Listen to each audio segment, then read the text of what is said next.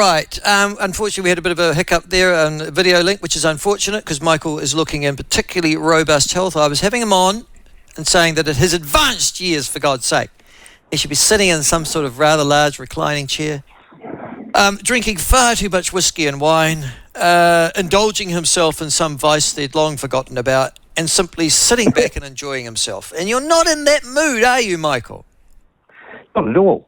I have had a long political life, and I am thinking about my children and grandchildren and hoping that we can make the world a better place for them. But unfortunately, life seems to be deteriorating on all fronts, and there's little I can do, but you and I together and a few others might be able to do something. I'm really interested because you were born in 1938. Yep, 86 the other day. Yeah, there you go. There you go. You're doing bloody well, can I say? And you look good too. It's a shame people can't see you, but sort that out for the next time we talk. But I'm interested in the fact that the education you had, which would I guess be irredeemably liberal in the proper sense of the word. You went to Dilworth, to Mount Albert Grammar, and then to Auckland and did your undergraduate degrees, and then I think you did your PhD overseas, didn't you, in the United States? Yes, North Carolina. North Carolina. So you'd have a pretty good in-depth view of American politics. Duke University. Oh, Duke. Well, one of the great universities, Duke, actually. Well, it's it's produced some interesting people. Well, it was originally founded, wasn't it, by the Methodists and the Quakers, as I remember, at Duke University? Yes, Trinity College. It was in the 19th century, and then Duke, the James B. Duke tobacco empire. The Duke was looking for some form of immortality, and he hawked a lot of money around, and most places refused to change their name to Duke.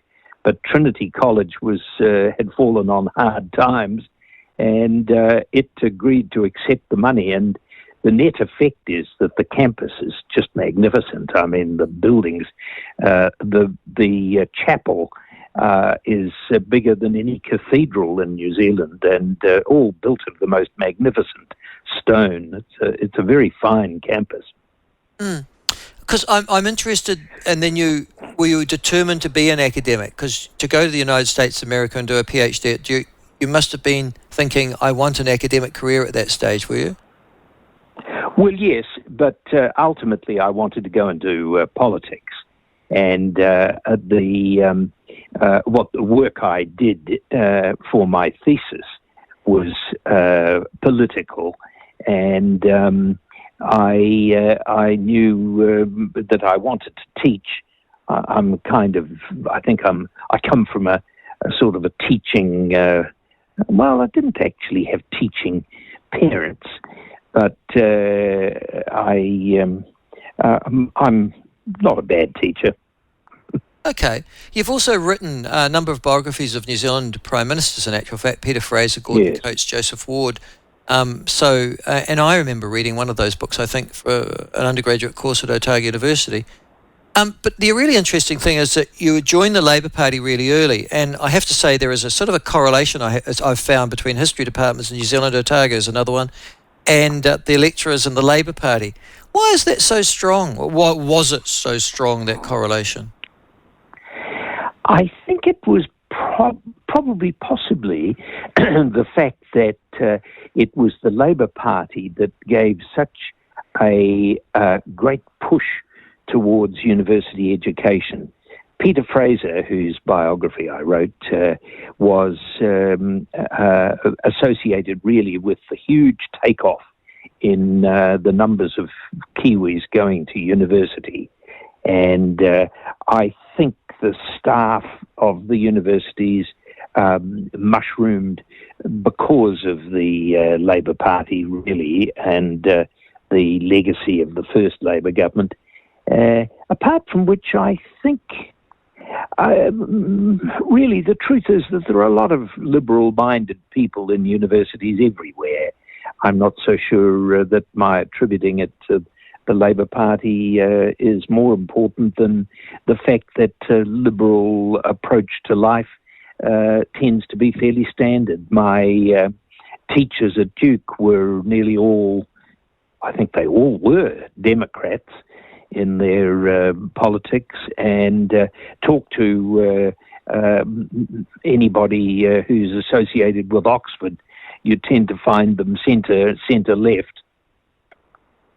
But I'm interested though in the journey that you took, because you've got the sort of classic left of centre liberal education.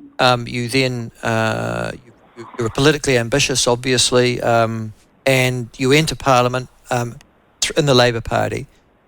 You become one of the leading intellects in that particular administration of the Longy administration. You regard as part of the Fish and Chip Brigade that brought him there and really revolutionised the Labour Party as well.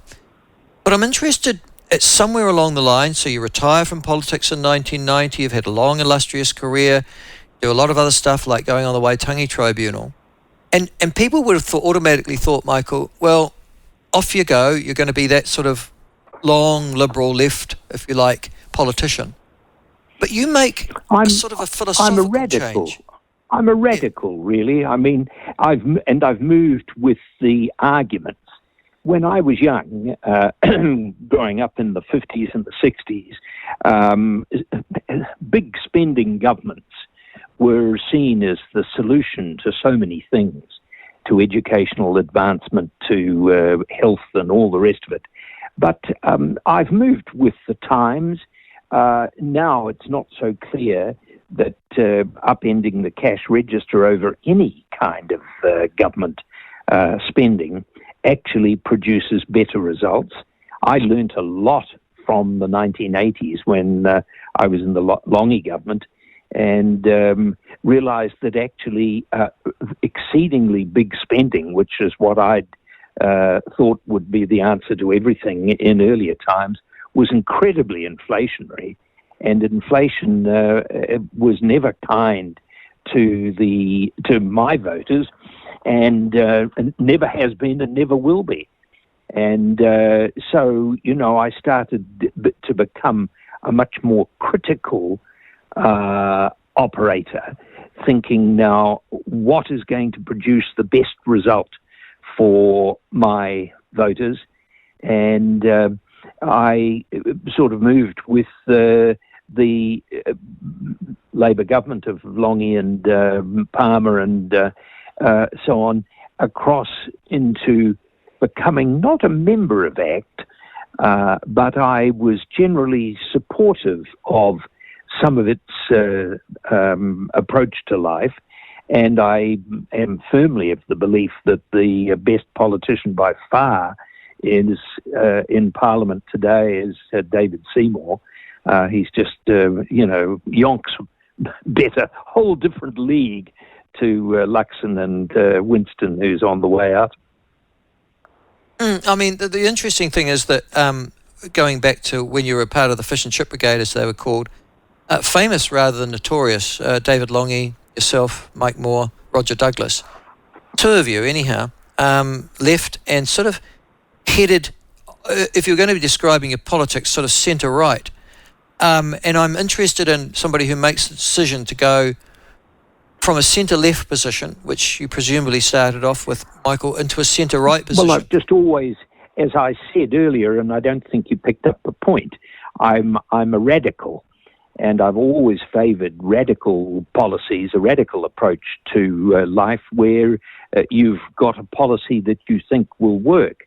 And my appreciation of what would work has moved over time with world trends, and the old radical spending policies, the left policies of the 50s, 60s and 70s just don't work, and were proven not to be working. And my radical approach to life is to go where there are policies that will work. Okay, so your politics are driven by empiricism to a large extent. Is that right? Yep. I mean, I don't believe much in the left and right. I mean, somebody says, "Oh, you're so right wing these days." my attitude to that is you're a bit of a twit. You haven't lost your Washbus personality, have you? You make me laugh. No. You were never a suffer fools gladly person, were you? No. No.